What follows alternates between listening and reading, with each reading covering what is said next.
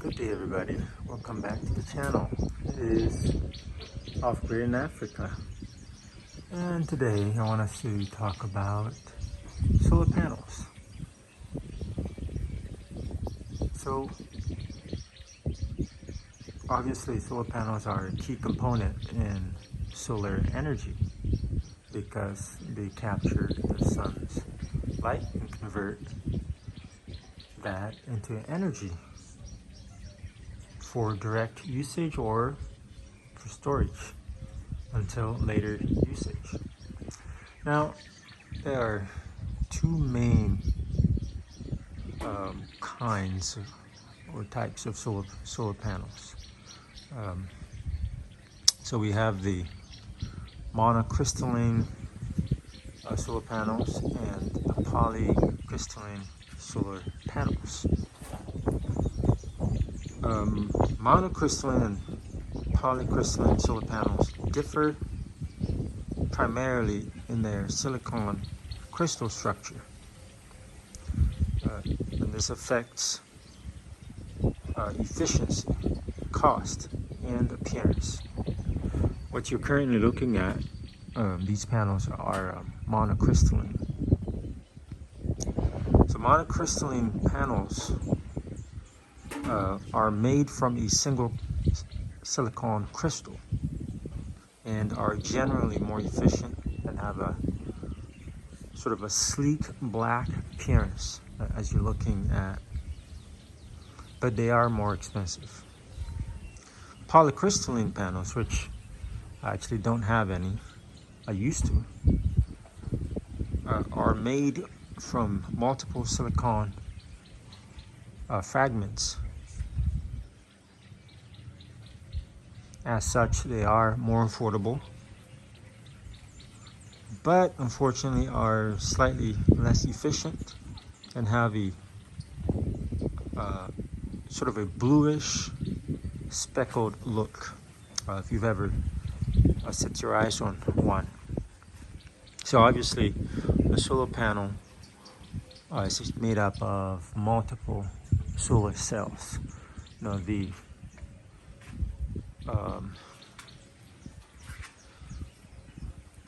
rectangular, with the white outlines. Each rectangle is a solar cell, and they're connected in series, I believe, to increase, or in series, and at some point they're paralleled, I'm guessing, to increase voltage and amperage at the same time. So let's kind of break this down a little bit more. Monocrystalline solar panels in their structure are composed of a single continuous crystal of silicon. What about their efficiency? So generally they have higher efficiency, meaning that they produce more electricity from the same amount of sunlight. As already mentioned, they are also typically more expensive than their polycrystalline counterparts. Again, they tend to have sort of a dark or black appearance with rounded edges. As you can see, these particular cells are, kind of not exactly rounded, but it's because these are the latest design of monocrystalline cells. But if you were looking at a polycrystalline solar panel, the rectangles, the individual cells they'd have sharp edges. So, 90-degree edges, angles. But as you can see, there are at least two sides of the cells that are kind of not exactly rounded, more of a straight cut at the angles, but hopefully you can see if I can zoom in a little bit. Yeah, as you can see there.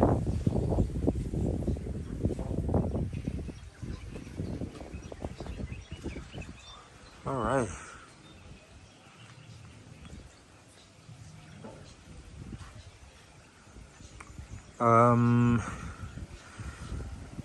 Why buy or spend more money on a monocrystalline solar panel? Well, they are ideal for situations where space is limited and high efficiency is needed. For example, on residential rooftops. And I will later talk about the best place to mount solar panels. Rooftops, or like I have done. So what I've done is put up a sort of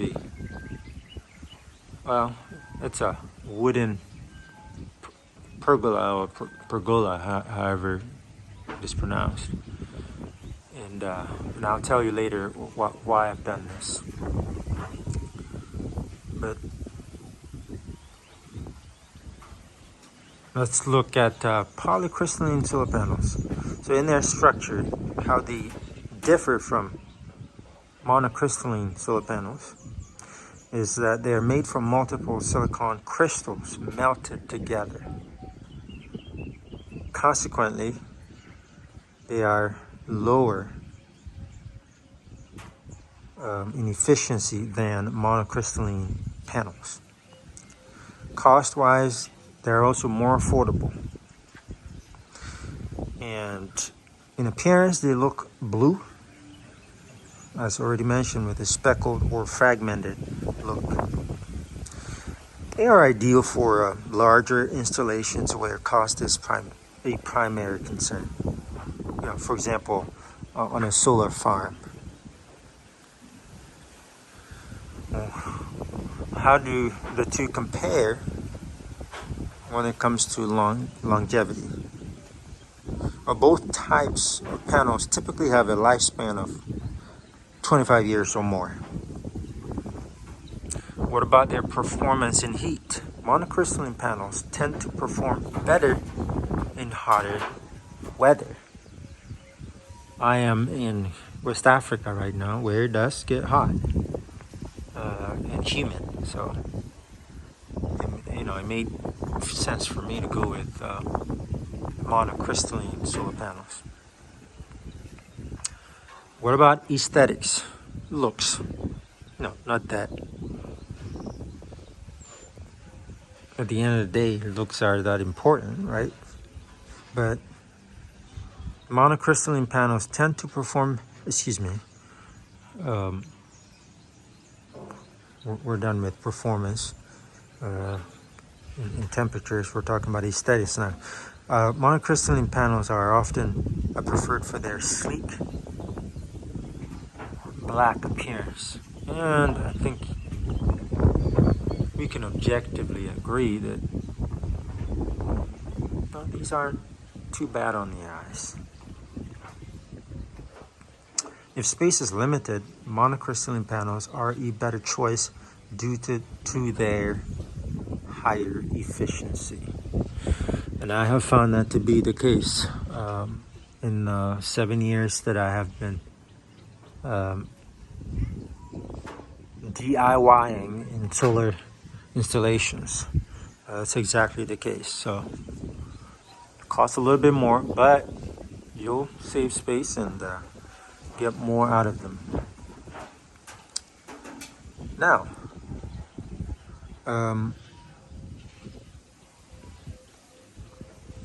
what's the best place to mount solar panels? Is it on a rooftop? Or like I have done? Well, we know the solar panels don't exactly appreciate heat. Okay? especially heat buildup, which you can expect if you mount your solar panels on the roof, where uh, there's very little space um, between the panels and your roofing material, whether it's a metal or shingles or whatever, right? So the higher the temperature, the less efficient solar panels are in general, right? So, and not to mention the fact that I don't particularly want to be, if I need to perform some kind of a service on the solar panels, I don't want to be getting on my roof all the time. Well, I guess if you can afford it, and most people hire, would hire professional companies to do the installation. If you can afford it, you just call up the company and they'll come and climb up the roof and do whatever, right? In West Africa, you want to protect your roof. It rains a lot here, and so you don't want. You don't want to be climbing or having someone else climb your roof more than necessary, right? Because you do not want leaks in a tropical climate. Where it rains quite often. You don't want to risk that. Anyway, so I actually recommend for people to mount their solar panels on something like I have here. If you can, put up a pergola and put the solar panels on them. Now, what people have been doing in Ghana is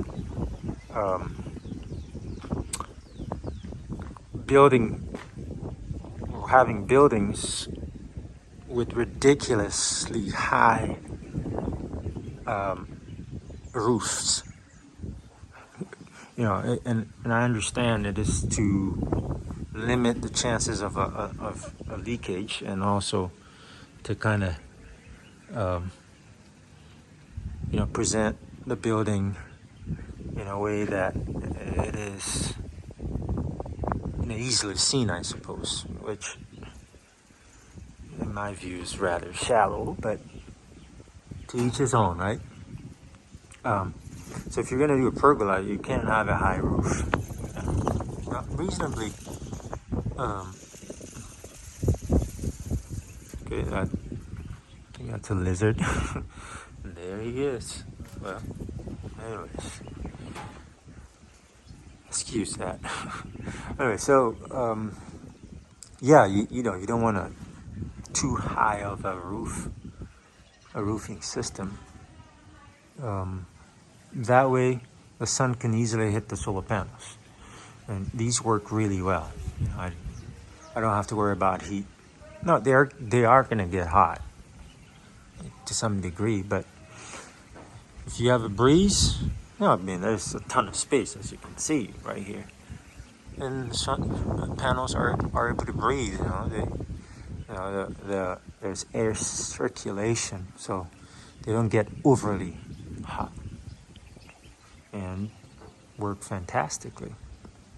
All right, the other reason I don't recommend rooftop mounts of solar panels is solar panels do get dirty. Okay, especially in Africa, they are going to get dusty, and the more dust build up on them, the less efficient they're going to be. So you want them where you can easily clean them. Okay? If you mount them on the roof, you're going to have to call somebody, a pro, to clean them, and that obviously will cost you a little bit. So guess we're gonna wrap it up now. That's my knowledge in dealing with solar panels. Thanks for watching. Like, subscribe, and share. Have a blessed day.